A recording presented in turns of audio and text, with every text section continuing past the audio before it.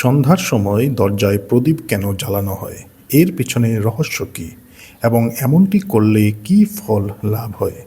নমস্কার, আপনাদের সকলকে জানাচ্ছি আমার এই চ্যানেলে স্বাগত। প্রিয় বন্ধুরা, আপনারা সকলেই সন্ধ্যার সময় লক্ষ্য করেছেন যে অধিকাংশ ঘরের প্রবেশদ্বারে প্রদীপ প্রজ্বলিত থাকে।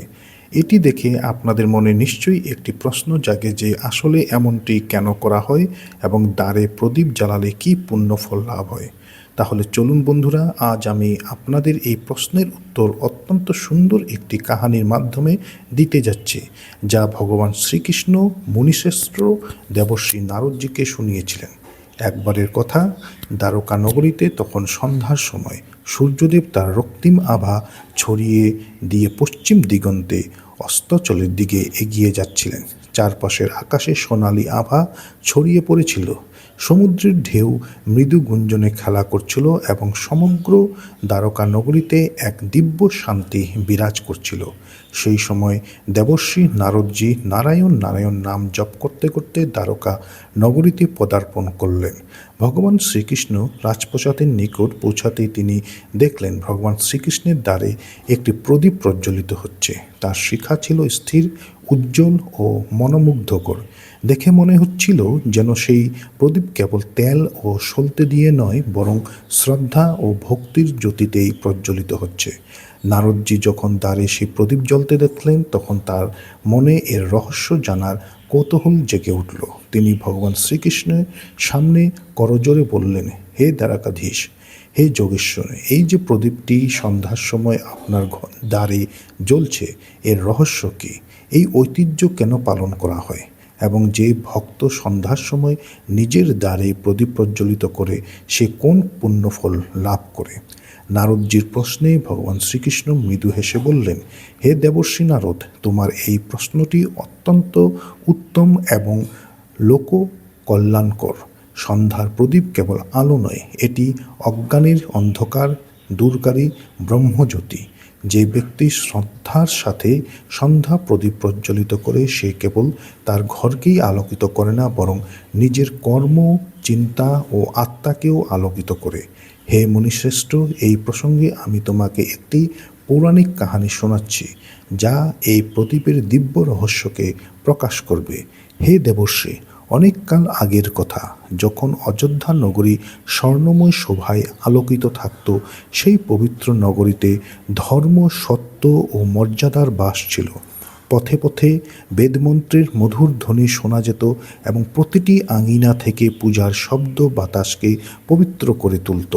সেই পুণ্যভূমিতে এক পরম জ্ঞানী তপস্বী ও ধর্মশাস্ত্রে নিপুণ ব্রাহ্মণ বাস করতেন, যার নাম ছিল সুদর্শন। সুদর্শনের জীবন ছিল জ্ঞানের আলোকবর্তিতা। তিনি বেদ, উপনিষদ, স্মৃতি, আবণ্যক এবং ব্রহ্মসূত্রের গভীর অধ্যয়ন করেছিলেন। ধর্মশাস্ত্রের প্রতিটি সূক্ষ্ম নিয়ম সম্পর্কে তার সম্পূর্ণ জ্ঞান ছিল। যজ্ঞ, অনুষ্ঠান ও বেদ পাঠে তার দক্ষতা এতটাই অদ্ভুত ছিল যে নগরবাসী তাকে ব্রাহ্মণ শ্রেষ্ঠ বলে সম্বোধন করত। কিন্তু হে দেবর্ষি, তার কাছে জ্ঞান তো ছিল, কিন্তু ভক্তির মধুর রস তার জীবনে ছিল না। তিনি পুজো করতেন, তবে কেবল একটি কর্তব্য হিসাবে। তার হৃদয়ে শ্রদ্ধার সেই আর্দ্রতা, প্রেমের সেই ভাব এবং সমর্পণের সেই গভীরতা ছিল না, যা কোনো খাঁটি ভক্তের হৃদয়ে থাকে। তার জীবনে এই অভাব পূর্ণ হতো তারই ঘরে, কারণ তার স্ত্রী সুশীলা ছিলেন এক অত্যন্ত পুণ্যবতী, সতী ও ভক্তিময়ী নারী। সুশীলার জন্মই যেন হয়েছিল ভক্তির জন্য। তার মন প্রতিক্ষণ ঈশ্বরের মগ্ন থাকত, তার নয়নে সর্বদা ভক্তির অশ্রুধারা ঝিলমিল করত এবং তার কণ্ঠ থেকে সবসময় ভগবান বিষ্ণুর নামের মধুর গুঞ্জন নিঃসৃত হতো। সুশীলার জীবন ছিল নিয়মানুবর্তিতার এক মুহূর্ত প্রতীক। প্রতিদিন তিনি ব্রহ্মমুহূর্তে, যখন সমগ্র সংসার নিদ্রায় মগ্ন থাকত, জেগে উঠতেন। শীতল জলে স্নান সেরে, পরিষ্কার বস্ত্র পরিধান করে ঘরের মন্দিরে প্রদীপ জ্বালাতেন এবং পরম শ্রদ্ধার সাথে ভগবান বিষ্ণুর আরাধনা করতেন। তার ভক্তিভাব এমন ছিল যেন স্বয়ং দেবী লক্ষ্মী তার হৃদয়ে বাস করতেন। সকাল হোক বা দুপুর, সুশীলার মন সর্বদা ভগবানের নামে নিমগ্ন থাকত। যখন সন্ধ্যা ঘনিয়ে আসতো এবং সূর্যদেব অস্তাচলে গমন করতেন, তখন তার ভক্তিভাব আরও প্রবল হয়ে উঠত। তিনি পুরো ঘোর লেপন করে পরিষ্কার করতেন এবং নিজের আঙিনাকে এমনভাবে সাজাতেন যেন তা কোনো দেবালয়। এরপর তিনি মনকে সম্পূর্ণ শুদ্ধ করে পবিত্র ভাব নিয়ে দরজার কাছে যেতেন এবং নিজের হাতে একটি ছোট প্রদীপ প্রজ্বলিত করতেন। সেই প্রদীপের আলো যেন অন্ধকারকে নয় বরং অজ্ঞানতাকে বিনাশ করত। যখন সেই প্রদীপটি জ্বলত, তখন সুশীলা দু হাত জোর করে ঈশ্বরের কাছে প্রার্থনা করতেন এবং বলতেন, হে প্রভু, এই প্রদীপ কেবল আমার ঘরের জন্য নয়, এটি আপনার চরণে নিবেদিত। এতে আমি আমার শ্রদ্ধার জ্যোতি অর্পণ করছি। বন্ধুরা, এরপর ভগবান শ্রীকৃষ্ণ বললেন, হে দেবশ্রী, একদিন সন্ধ্যার সময় সুশীলা তার প্রতিদিনের নিয়ম অনুযায়ী আঙিনা পরিষ্কার করে দ্বারে বসেছিলেন। অত্যন্ত ভক্তিভারে তিনি প্রদীপ প্রস্তুত করছিলেন। মাটির ছোট প্রদীপে তিলের তেল ঢাললেন, তুলোর সলতে বানালেন এবং চোখ বন্ধ করে ভগবানকে স্মরণ করতে করতে প্রদীপটি প্রজ্বলিত করলেন। সেই মুহূর্তে তার স্বামী সুদর্শন সেখানে উপস্থিত হলেন এবং সুশীলাকে উপহাস করে বললেন, হে বল্লভী, তুমি প্রতিদিন এই প্রদীপ কেন জ্বালাও? এতে কি লাভ হয়? এ তো অনর্থক তেলের অপচয় ছাড়া আর কিছুই নয়। স্বামীর মুখ থেকে এই কথা শুনে সুশীলা শান্ত রইলেন। তিনি কোনো রাগ প্রকাশ করলেন না, কোনো কটু বাক্য বললেন না। তিনি ধীরে ধীরে উঠে স্বামীর সামনে গিয়ে অত্যন্ত বিনম্রভাবে বললেন, হে স্বামী, এই প্রদীপ কেবল তেল আর সলতে দিয়ে জ্বলে না, এটি আমার শ্রদ্ধার জ্বলে। এই প্রদীপ আমার হৃদয়ের ভক্তির প্রতীক। এতে ঘরে দেবী লক্ষ্মীর আগমন ঘটে এবং ধর্মের আলো ছড়িয়ে পড়ে। স্ত্রীর এই কথা শুনে জ্ঞানের অহংকারে ডুবে থাকা সুদর্শন হেসে বললেন, হে বল্লভী, যদি এই প্রদীপ এতই আলৌকিক হয় তবে বেশ, আমি দেখতে চাই এটি তোমাকে কোনো সংকট থেকে বাঁচাতে পারে কিনা। তবে আমার কাছে এসব অন্ধবিশ্বাস ছাড়া আর কিছুই মনে হয় না। স্বামীর এসব কথা শুনে সুশীলা খুবই দুঃখ পেলেন, কিন্তু কিছুই বললেন না। তিনি কেবল শান্ত কণ্ঠে বললেন, হে স্বামী, সংকটের সময় তো ভক্তির পরীক্ষা হয়, আর যে ভক্তি খাটে তা প্রতিটি পরীক্ষায় উত্তীর্ণ হয়। এতটুকু বলে তিনি ঘরের কাজে চলে গেলেন। বন্ধুরা, ধীরে ধীরে সময় পেরিয়ে যেতে লাগলো। ঋতু বদলালো, সময় বদলালো। তারপর একদিন হঠাৎ এমন কিছু ঘটলো যা সুদর্শনের জীবনের গতিপথেই বদলে দিল। অযোধ্যা নগরীতে এক ভয়াবহ দুর্ভিক্ষের প্রকোপ নেমে এলো। মাসের পর মাস আকাশ বৃষ্টিহীন হয়ে পড়ল। মেঘ আসতে ঠিকই, কিন্তু বৃষ্টি ঝরত না। মাঠ ঘাট শুকিয়ে গেল, জলাশয়ের জল শেষ হয়ে গেল এবং মাটির বুক ফাটল ধরল। সমগ্র নগরী ভয় ও বেদনায় নিমজ্জিত হলো। খাদ্যশস্যের দাম আকাশচুম্বী হতে লাগলো। ক্ষুধার জ্বালায় শিশুরা কান্না ও আর্তনাদ করতে লাগলো। নিরুপায় পিতা মাতা অসহায় দৃষ্টিতে তাদের দিকে তাকিয়ে রইলেন। ধীরে ধীরে সেই দুর্ভিক্ষ এতটাই বৃদ্ধি পেল যে রাজপ্রাসাদেও অন্যের সংকট দেখা দিল। শ্রীকৃষ্ণ আরও বললেন, হে দেবশ্রী, সেই বিপদের আগুন থেকে সুদর্শনের ঘরও রেহাই পায়নি। যে ঘরে একসময় যজ্ঞের ধোঁয়া উঠত, সেখানে এখন উনুন পর্যন্ত ঠান্ডা পড়ে রইল। বেদপাঠের সুর এখন ক্ষুধার্তের হাহাকারে চাপা পড়ে গেল।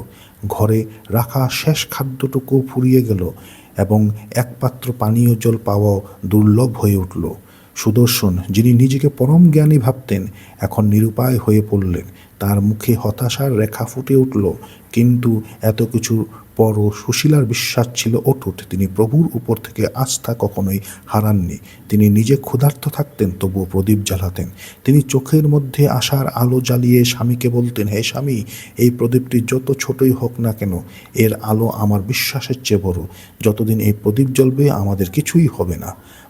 তিনি প্রতি সন্ধ্যায় একইভাবে দ্বারে প্রদীপ প্রজ্বলিত করতে লাগলেন। তার ঘরে অন্ন জল শেষ হয়ে গিয়েছিল, তবুও তিনি প্রদীপ জ্বালাতেন, কারণ ঈশ্বরের প্রতি তার বিশ্বাস ছিল অটল। সেই রাতের পরিবেশ ছিল অদ্ভুত রকমের গম্ভীর। চারদিক ঘন অন্ধকার ছড়িয়ে পড়ছিল। আকাশে কোনো তারা ছিল না, চাঁদের আলো পৃথিবীতে নেমে আসছিল না।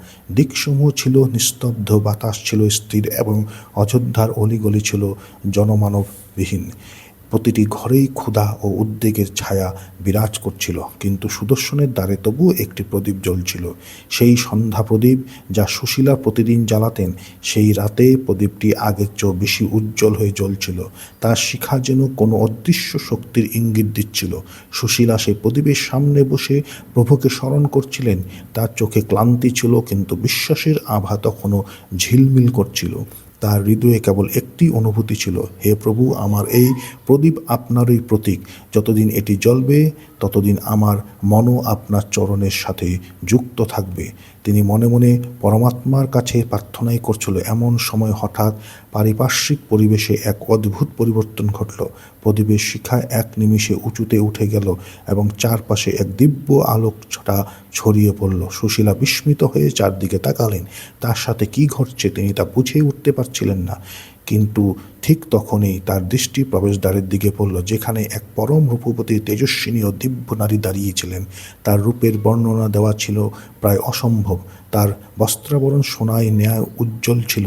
তার চোখ থেকে করুণার আমিও ধারা নিশ্চিত হচ্ছিল এবং তার পদস্পর্শে পৃথিবীর বুক থেকে ফুল ফুটে উঠছিল।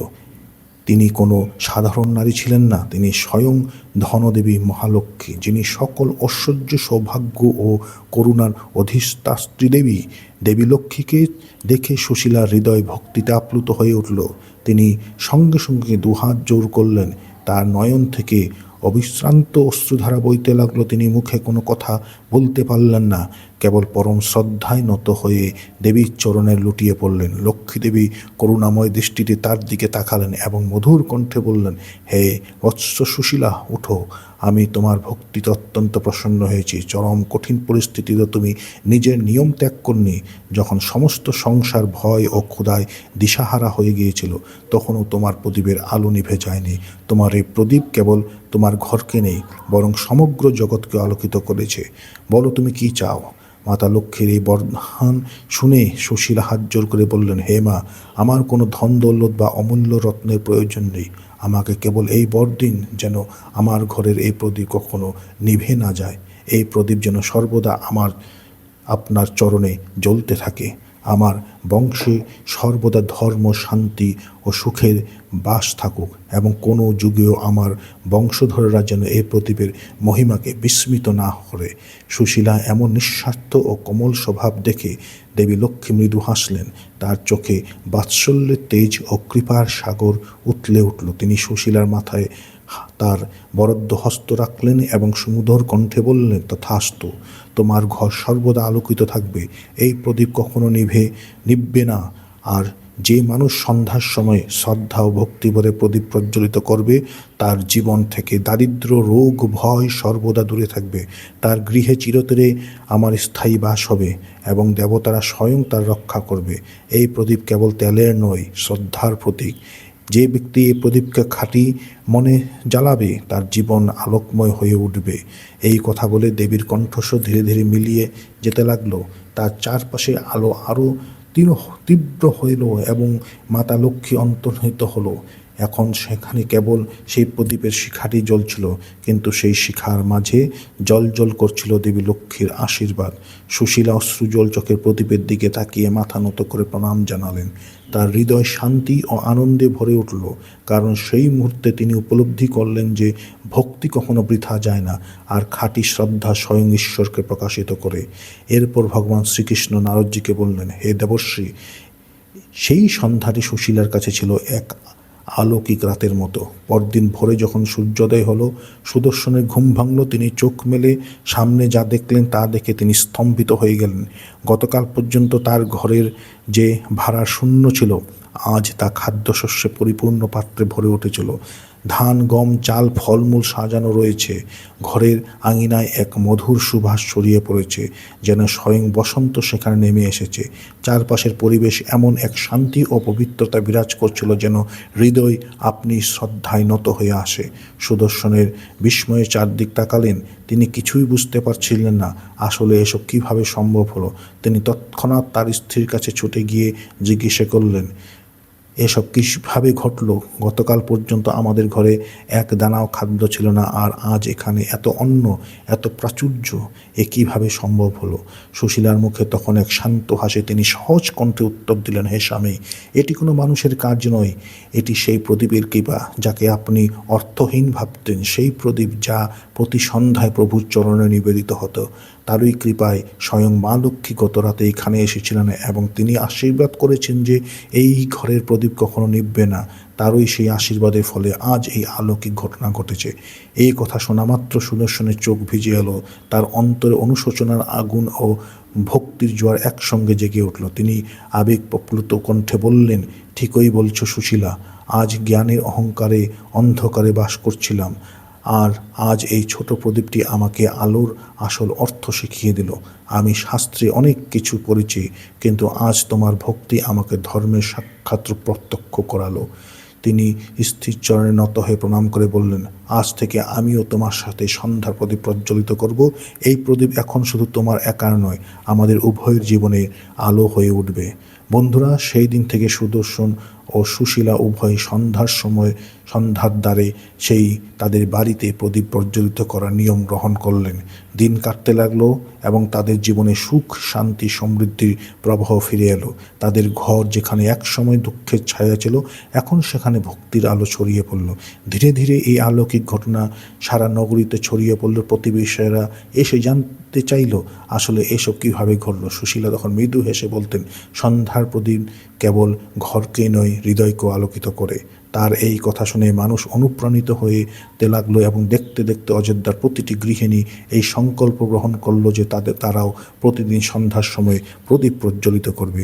তারপর এমন একদিন এলো যখন সমগ্র অযোধ্যা প্রতিটি ঘরের দ্বারে দ্বারে প্রদীপ জ্বলে উঠল। সেগুলি দেখে মনে হচ্ছিল যেন ধরণীর বুকে অসংখ্য তারা নেমে এসেছে। প্রতিটি দ্বারে ছিল আলো এবং প্রতিটি হৃদয়ে ভক্তি।